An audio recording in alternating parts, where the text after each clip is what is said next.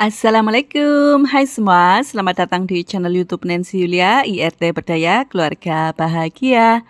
Hari ini aku tidak membuat pesanan kue, tapi aku mau membuat camilan untuk keluarga. Kebetulan keluargaku suka kue putu ayu, jadi aku mau membuat kue putu ayu, tapi ini versi yang gulung ya teman-teman. Jika kalian bosan dengan kue putu ayu yang itu-itu saja, kalian harus simak video ini hingga selesai. Tanpa berlama-lama lagi, yuk kita simak saja ke cara pembuatannya. Langkah pertama, siapkan wadah atau baskom yang bersih, masukkan gula pasir dan telur. Untuk telurnya ini telur utuh pada suhu ruang. Kemudian tambahkan setengah sendok teh Kik emulsifier, bisa menggunakan SP, bisa juga menggunakan Ovalet, bisa juga menggunakan TPM. Pilih salah satu saja. Kemudian di mixer dengan kecepatan paling tinggi sampai putih, kental, mengembang, dan berjejak. Tapi naikin kecepatannya secara perlahan-lahan ya teman-teman, agar supaya mixernya tidak cepat panas. Ini hasil akhir adonan telurnya itu yang hard pick ya teman-teman, yang kaku, jadi bukan yang soft pick atau yang lembut. Kemudian masukkan tepung terigu. Untuk tepung terigu aku menggunakan tepung terigu serbaguna atau protein sedang. Ini diayak agar supaya hasil kuenya lebih lembut.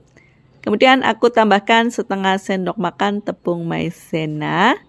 Katanya bila ditambahkan dengan tepung maizena nanti kalau digulung dia nggak mudah pecah ya teman-teman. Kemudian aku tambahkan garam juga. Kita aduk dulu seperti ini agar supaya tepung terigunya tidak berhamburan. Kemudian lanjut mixer dengan menggunakan kecepatan rendah sampai bahan tercampur rata saja. Kemudian tambahkan 1 saset santan instan kemasan 65 ml. Tambahkan juga dengan minyak goreng sebanyak 3,5 sendok makan.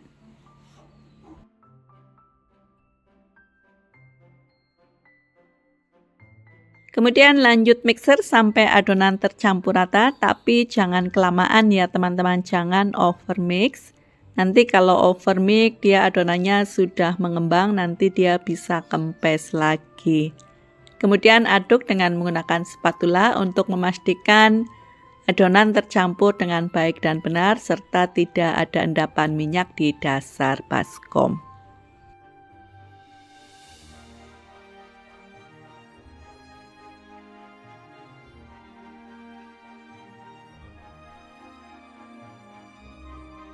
Kemudian pisahkan sedikit adonan di dalam mangkok kecil.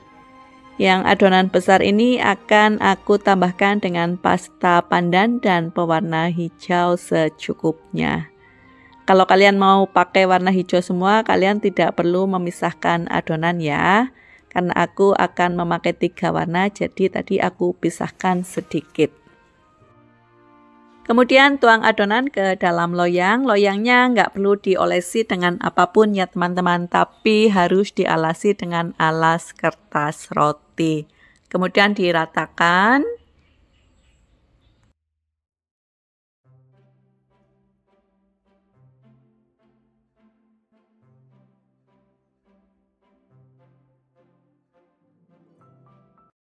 Kemudian untuk adonan yang di dalam mangkok kecil ini aku akan tambahkan dengan pewarna merah muda secukupnya. Untuk pewarna sesuai dengan selera kalian masing-masing. Atau kalian mau memakai warna hijau saja juga bisa, tapi ini biar ada variasi sedikit ya, agar lebih menarik buat anak-anak.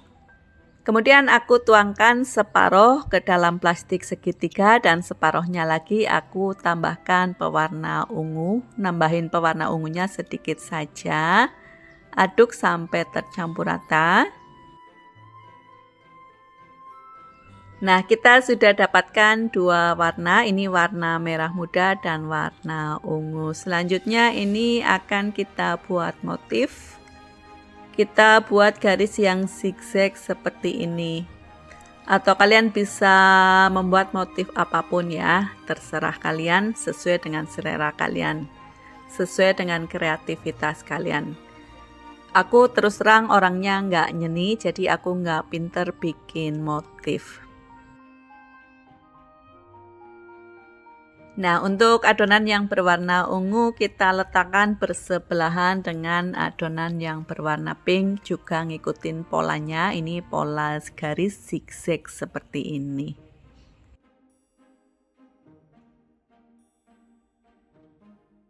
Kemudian ambil sumpit atau tusuk sate, bisa juga menggunakan tusuk gigi. Kita bikin motif-motif seperti ini. Ini kelihatan bagus ya teman-teman.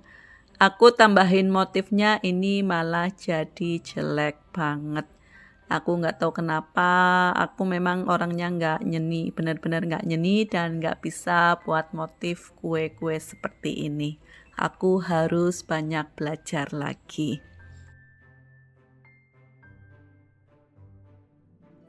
Sebelumnya aku sudah panaskan panci pengukus sampai air mendidih dan beruap banyak. Kemudian ini akan kita kukus selama 15-20 menit dengan menggunakan api kecil ya teman-teman. Jangan gunakan api yang besar agar supaya permukaannya nanti tidak bergelombang dan tidak pecah-pecah.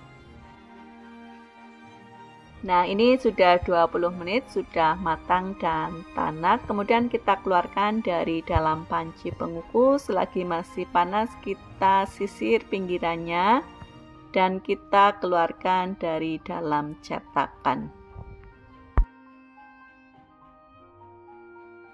Untuk isiannya, karena ini kue putu ayu, jadi aku akan isi dengan kelapa parut ya teman-teman. Tapi sebelumnya aku akan olesi dengan susu kental manis putih. Ini nanti agar kelapa parutnya bisa menempel ke kuenya ya. Tambahkan secukupnya saja. Nah, diratakan seperti ini, kemudian kita gulung seperti kita membuat bolu gulung.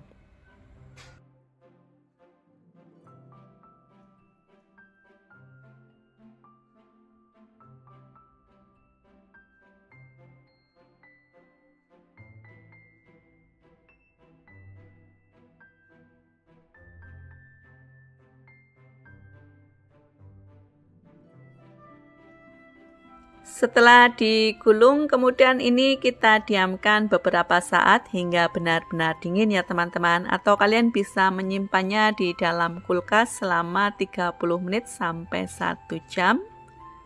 Bila sudah 30 menit atau sampai 1 jam ini sudah set. Kemudian kita bisa buka dan kita bisa memotong kue putu ayu gulungnya. Nah, walaupun motifnya agak aneh, tapi hasil kuenya ini sangat bagus teman-teman. Dia sangat lembut. Dan ini memang ada pecah-pecah tapi sedikit ya teman-teman. Nanti aku akan coba trial and error.